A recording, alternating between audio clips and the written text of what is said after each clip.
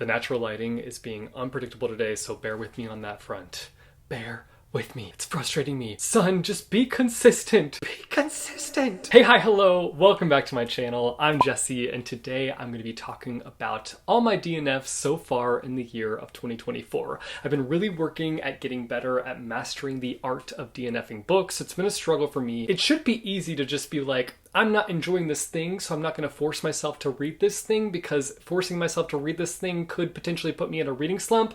But you'd be surprised the amount of books I just force myself to read, because I always have in the back of my mind that the ending of the book could make up for the parts of the book that I didn't like. Or maybe I just need to reach the end and get the full picture of the book in order to have a better opinion on it, which I can say that is the case for some books. There have been many moments where I've stuck out a book and the ending made up for everything that was sort of awful about the book. But more times than not, the situation is I will end up reaching the finish line of the book and I'll be like, wow, I regret not DNFing that book. I should have DNF'd it. I'm tired of forcing myself to read things that I just end up being disappointed by. It's not fun. I don't enjoy it. So I've been really working on getting better at DNFing books. And today I'm going to be talking about some of the ones that I have DNF'd so far. And I've DNF'd quite a bit. Well, not quite a bit. I've only DNF'd 6 so far, but I've got 6 to talk about today. 6 books that I just want to talk through what was not working with them for me. And I feel like I have some shocking books on this list and books that people might come for me for DNFing, but let me just be clear, just because it didn't work for me, it doesn't mean it's not going to work for other people. So just because there's a book on this list that you loved, you had an amazing time with, doesn't mean that you're not allowed to like it. It's just something about it didn't work for me. And for a lot of these, it's just personal preference. There are things within them that just were not working for me, and I just couldn't do it. And I know my taste very well now. I mean, I know that my tastes are constantly changing, but there are elements within books that are just deal breakers for me and are things that I'm just not willing to put up with. And so a lot of these books fall under that. Let's get started. The first one that I'm going to start off with might be a little bit of a shocker. It's going to be a bit of a shocker because I loved the first book in this series. This is a duology situation. I think it has a spin-off series now, but I don't think I have plans to read the spin-off either because I was not satisfied with this book in particular. I got about halfway through, just couldn't do it. Let me reveal the book now. I feel like I'm being low-key mysterious, trying to cover up what the book actually is. Will I reveal the title ever? I don't know. Maybe I'll just vaguely talk about what this book is. No, I'm gonna reveal it. I'm being annoying. I'm sorry. The book in question is Our Violent Ends. No, I could not find the dust jacket for this book. I know it's somewhere.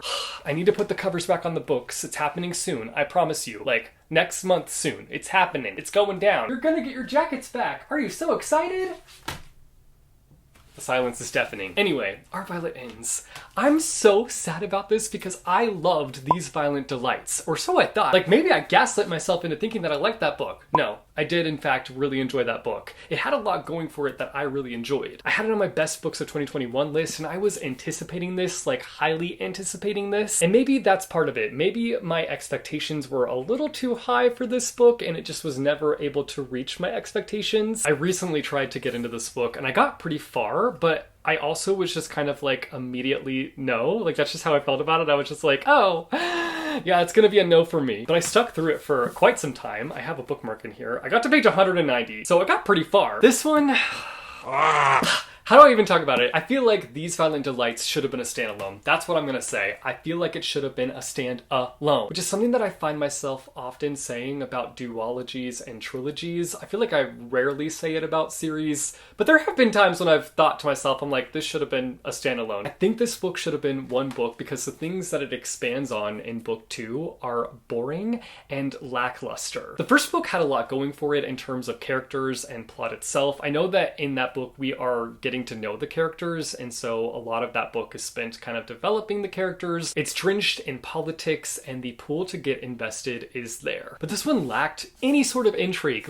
I was bored, out of my mind, bored. I think it could have done with more action, more development between the characters, and showcasing more of the relationships. What I read of it, it felt like nothing much happened, not a lot going on here, and the things that did happen were not notable for me and did not hold my urge to keep reading. I was just frustrated. I got to a point where I was frustrated and I was I can't do this anymore, and I'm not going to do this anymore, which it just pains me because obviously I loved the first book so much and I wanted this book to be another favorite. I do recognize the fact that this is not a popular take. I know that a lot of people like love Our Violent Ends. It just didn't work for me. And again, I'm not happy to be here being like, I didn't enjoy this book. I'm DNFing it. This is a well-loved duology, but I think I'm going to end my journey here. I have no interest in carrying on and forcing myself to read the book. I'm just going to end my journey with these Violent Delights. This is one of those sticky situations though where I'm like, do I unhaul both of the books or do I keep these Violent Delights because I enjoyed it so much, or do I just like let go of it as a whole and just like pass it on to somebody else? I don't know what to do in this situation. If you have advice for me, drop your recommendations down below in the comments. I will say I'm not done with my Chloe Gong journey. I am interested in reading more from her in the future, but I am ending my journey with these characters and this world. I'm moving on. Consider me devastated. The next one is one that I've been going back and forth on for a very long time, and that is the Mini Masks of Andy Jo. And this one is more so on me. Like, it's my fault this book did not work for me, and that's because I went into it with certain expectations. When I picked up this book, I did not realize that it was a middle grade contemporary story. I thought it was a middle grade fantasy story, and personally, I'm just not the best when it comes to middle grade contemporary stories. I'm not the intended audience. Mind you, I'm not the intended audience in general when it comes to middle grade books, but I love a middle grade fantasy book moment. Like, those are just so fun. Pure, innocent adventure. I'm here for it. But this did not end up being a fantasy read at all. This is a middle grade contemporary story, and I'll be the first to admit that I did not do the research when I first picked it up. When I first picked it up, I just kind of like went off the cover. I saw some dragons and I was like, ooh, a little middle grade fantasy adventure? Okay, I'm here for it. I thought I was getting into like an urban fantasy moment, and I was craving urban fantasy at the time, and turns out that's not what it's about at all. So, woo! I love being a Dumbo. I do think that middle grade contemporary stories are incredibly important. I just think for me personally, I have to do a lot of research on them before I pick them up and get into them, because otherwise I will just like not enjoy myself. I have to like really be interested in what's being explored. Not to say that I didn't enjoy the things that were being explored in here, because there were some interesting topics being brought up, but I think my vision of the book was clouded. Had a hard time removing those expectations, and I just would rather read something else. So I'm going to officially DNF this book. I hope somebody else finds it and reads it and loves it, you know? Passing it on to somebody else. It's a DNF for me, baby. The next one might be a little bit shocking, and I am afraid of the fans of this series. I'm fully admitting to that. Okay.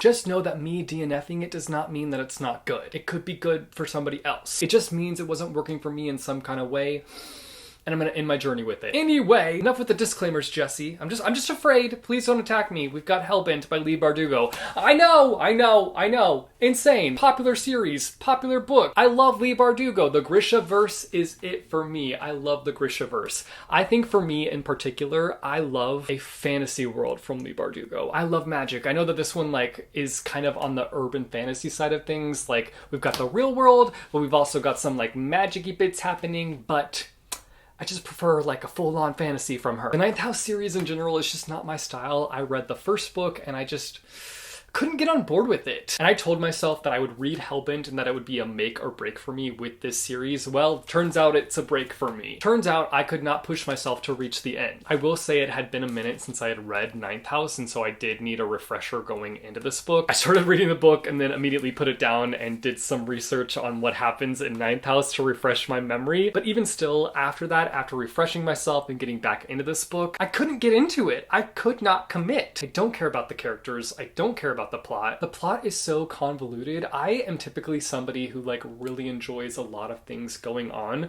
but I think for me, I never felt connected to the characters because we don't have time to really get connected to them. In the first book, we have a lot of time, but in this book, it just felt like just so much was happening that we really didn't get to like take our time with it, take our time with the things that are happening and processing the things that are happening. Man, I feel like I'm scared to talk about this because I don't want people to hate me for having this opinion.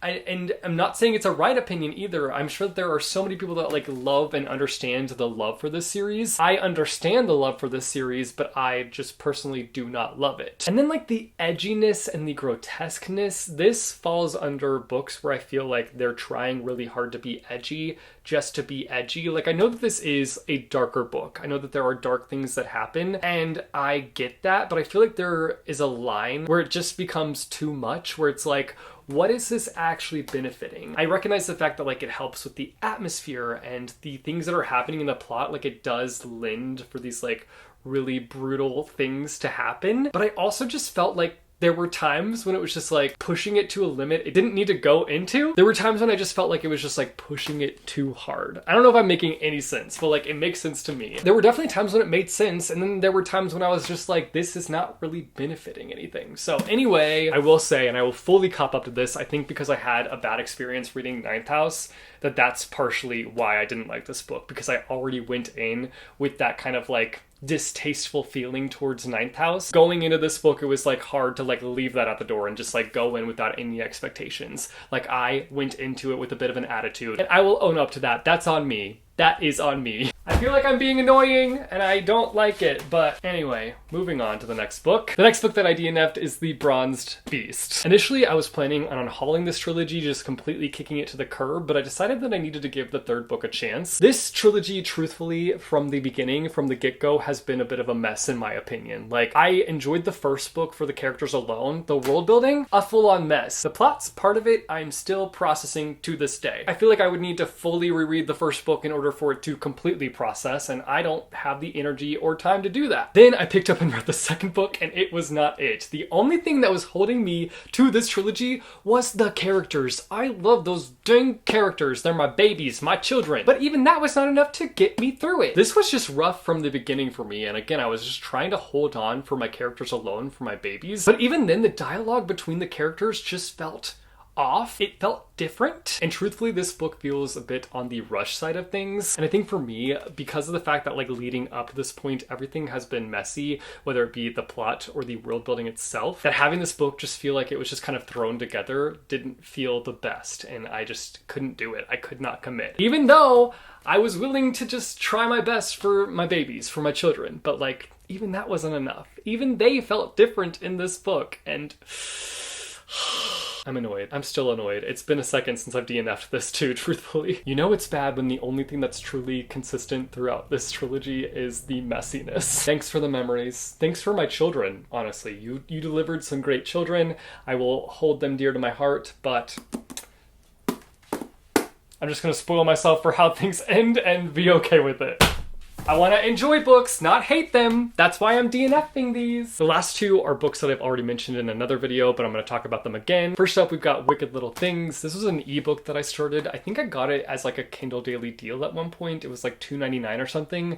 And I've been really trying to like kind of have a lot of books going at the same time from different formats. So an audiobook, a physical book, an ebook. But I picked this as my book to read one night in bed before falling asleep. And I got one chapter in and just immediately shut the book and never opened it again because it was bad. It was really bad. It was oozing with cringe. The dialogue was atrocious, and the events that occur in the first chapter are so absurd. And I just could not take it seriously. It didn't work for me in the slightest. And the last book is 1,000 Steps into Night. This is one of those books where I was like highly anticipating it. I was so excited about it. It was on my highly anticipated reads list a couple years back, and I finally got around to reading it. And let me tell you, I was so disappointed when I started to get into it, and I just realized that it just was not clicking for me. It was just not working. I think one of the main things that really bothers me is that it took like 100 pages for things to start happening, and I needed that to be like cut in half. If we're not having things develop or things start to happen